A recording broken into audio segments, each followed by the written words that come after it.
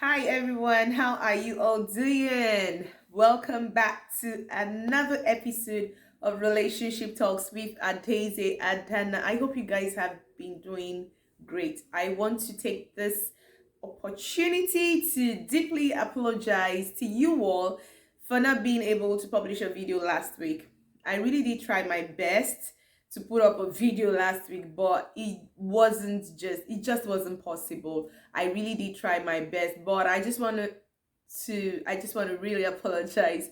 Okay, please forgive me, and I'm going to try my best to make sure that I try to upload at least a video every week. All right. Today I want to talk about how to know if I am ready to get married, how to know that you are ready to be married. All right.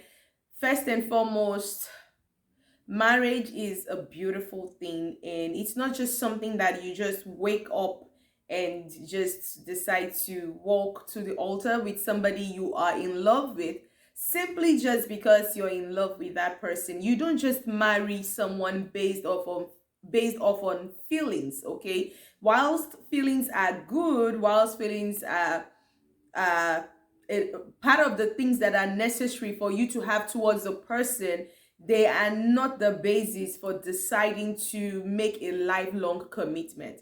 Because as we all know, feelings are fickle and they can change at any point in time. So, how do I know I am ready to be married? Number one, you have discovered your purpose.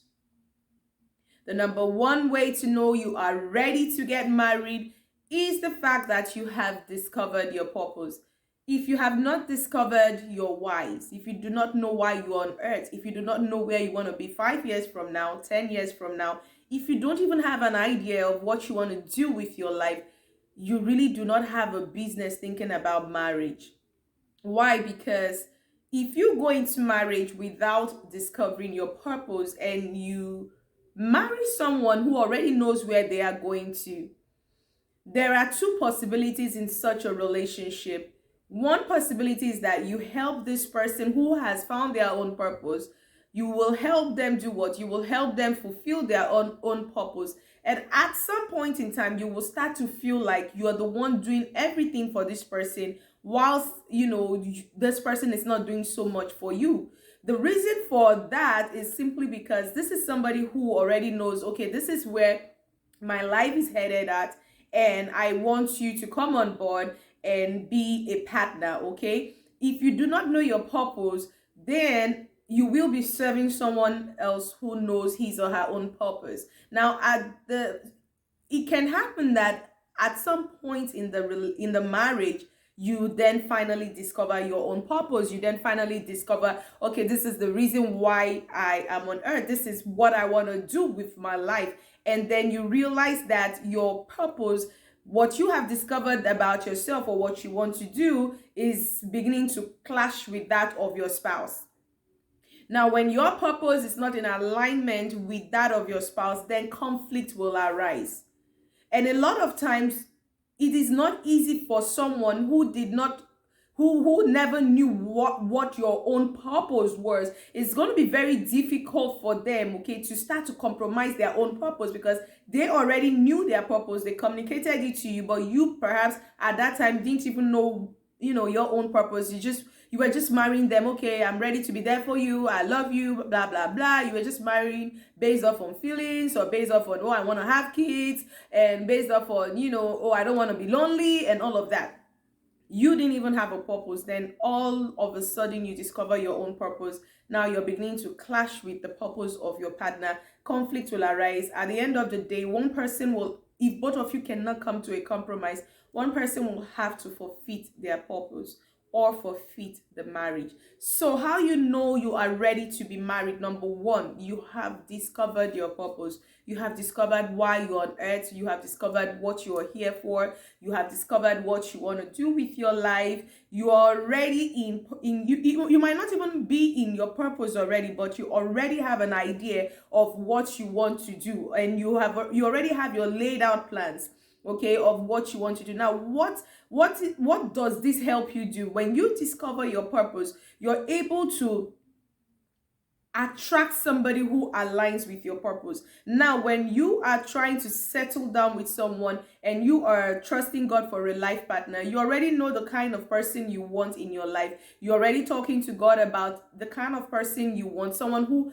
aligns with your purpose. Okay, you're not gonna be looking out for somebody who whose purpose is not aligning with yours. You're definitely going to be on the lookout for someone whose purpose, okay, aligns with yours, whose mission and vision for their own life aligns with your mission and vision. That way, when both of you get married, it will be easy for both of you to compromise. Okay, so number one, you have discovered your purpose. That's how you know you are ready to be married. You're ready to get married. Number two, you are emotionally stable. If you are not emotionally stable, 1 minute you are excited, the next minute you're upset, 1 minute you're angry, the next minute you're happy, you do not know how to manage your emotions, you are not ready to get married, because marriage has a lot of challenges that it will throw at you. And if you are not able to manage your emotions, you will not be able to manage how you react when your spouse, okay, behaves a certain way,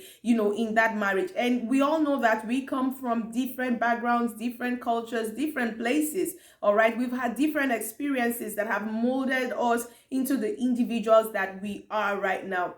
So if you are not emotionally matured, you don't know how to manage your emotions, how will you be able to manage situations when they arise? You will not be able to control your anger. You will not be able to control how you are feeling. You will not be able to control how you react when your partner upsets you. So you want to get to a place of emotional maturity where you are able to be angry, but you don't get out of character due to anger. All right, you're able to convey your feelings without being manipulative. You're able to express your feeling without making the other person feel responsible for your emotions. No, you want to be emotionally matured. If you are still battling with controlling your emotions, how you get angry, how you get jealous, and all of that, listen, marriage is not for you yet. You need to first work on your emotions, work on managing your emotions, because even when you become a parent, parenting is going to try you. So if you have not learned to master your emotions, you will be pouring and throwing your emotions at your children, at your husband, and at the end of the day, you just make a mess out of your marriage. So number two way to know that you are ready for marriage is that you are emotionally matured. Number three way to know that you are ready to be married is that you are financially stable. If you're not financially stable, you have no business thinking about marriage. If you have a lot of debt on you, you don't have any plans, okay, to take off the debt on you. You don't have any plans to pay off the debt on you. Thinking about marriage at that time is not in your best interest, because marriage will come with its own demands. Your spouse will come with her own demands or his own demands. Children will come. Being happily married requires stable finances. If you are in heavy debt, you don't want to bring in someone into your own debt. Okay, you don't want to bring somebody into that mess. You want to start at least paying off your debts, taking care of your finances. You have a good saving structure in place. You have a good job. If you don't have a job, you should not be thinking of getting married as a man or as a woman. A lot of women think that, oh, I don't have a job, let me get married and I will depend on my husband's finances. Listen, if you're that kind of a woman with such a mentality, you will attract the wrong set of men. You will attract men that will turn you into a slave. You don't want to be a woman who goes into marriage just because you're looking for a cash cow. You're not going into marriage because you see your husband as an ATM. No, you're going into marriage as a woman who has at least something doing with her life. You have a job, you have a business, or you have investments. You have a pathway in your life to take care of your finances. Then when your partner comes in, either a husband or a wife, if you're a woman and then you get married, it's like an addition. Okay, it's an addition. You're not just sitting down there as a woman saying, I don't want to work, I'm going to depend on my husband's finances. Don't be surprised at the end of the day that when you get married, that man will treat you anyhow, because listen, you don't have a source of livelihood. You won't even have the respect that you deserve in that home. It's a different thing when you come in with a job and both of you sit down and agree, because of the children, to take care of the children. Okay, maybe stay at home for like a year or two to raise the kids, while he goes out there to work. That's a different ball game entirely. But for you to sit down and say as a woman, I don't want to work, I'm just going to get married and he's going to pay my bills, you're making a big mistake. You need to get your finances sorted out first before thinking of marriage. Because if you get married and you do not see that those finances that you're looking for, you don't get that, you don't get the kind of financial support you were thinking you were going to be getting from your husband, then you become a better woman, and then problem will start in the home. So you're not ready to get married as a man or as a woman if your finances are still messed up or all over the place, or you don't have a job, you don't have anything doing. Even if you're a man of God or you're a woman of God, at least you have business or something doing that will be bringing finances into the home. You don't want to just say, oh, God called me. Some people say God called me, and then they don't have anything they're doing. You're just on Facebook preaching from morning till night. No, there has to be some other side things you do here and there till your ministry fully grows. You don't want to get married and put the financial burden on your wife. You don't want to get married and put the financial burden on your husband. So number 3 way to know that you're ready to be married is that you are financially stable. Number 4 way to know that you are ready to be married is the fact that you're ready to sacrifice. You've gotten to a point where you know that, listen, it's not just about me anymore. I'm opening my heart, opening my home, opening my space to my husband or to my wife. It's no longer going to be about me. You have overcome that. You've gotten to a point where you have learned sacrifice. You have learned compromise. So you are ready for marriage when you have understood what sacrifice and compromise means. That means that it's not just about you anymore. It's going to be about you and your husband, you and your wife, you and your family. It's not just going to be, oh, every Friday night, I just want to hang out with the boys and you don't want to do anything with your wife. It's not going to be, oh, I want to hang out with my sisters or I want to hang out with my friends and not your husband.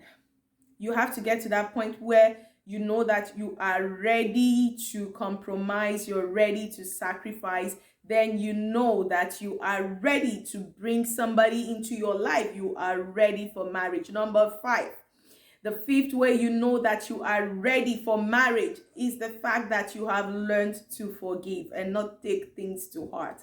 Listen, there is no marriage that will thrive without forgiveness, because both of you are going to offend each other. So if you're still the kind of person who carries offenses, you don't know how to forgive, when there's a little matter, you want to stretch it to become something complicated, please don't think about marriage, because you're going to make a mess out of your marriage. If you are not a good forgiver, you will not be able to have a successful marriage. That marriage will not thrive. Along the line, is going to break down. There is no thriving marriage you see today that has not had a lot of forgiveness, a lot of compromise, a lot of sacrifice in it.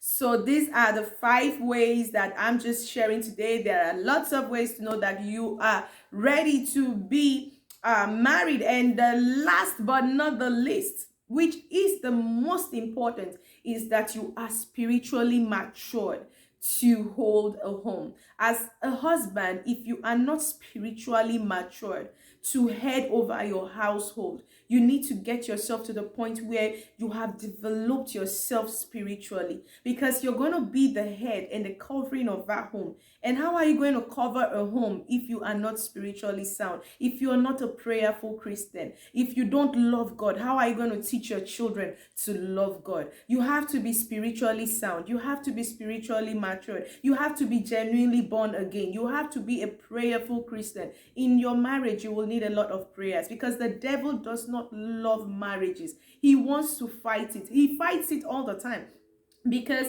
he knows the reason why God created marriage is to keep creation. All right, to keep creation, to keep the multiplication of the earth. And the devil does not like it. He has been fighting marriage right from the days of Eden. All right, so as a man, you want to be sure that you are spiritually mature to act as a spiritual covering over your home. And as a woman, you want to be sure that you're spiritually sound in prayers. You are spiritually strong, spiritually mature to go on your knees and intercede for your husband, intercede for the fruit of your womb, intercede for the works of your hands, intercede for your family. If you do not have all of these things in place, please get them in place before you start to think of getting into a lifelong commitment such as marriage. A lot of people who did not take care of things like this, or who just went into marriage based off on love and based off on feelings, discovered along the line that love wasn't enough, feelings wasn't enough.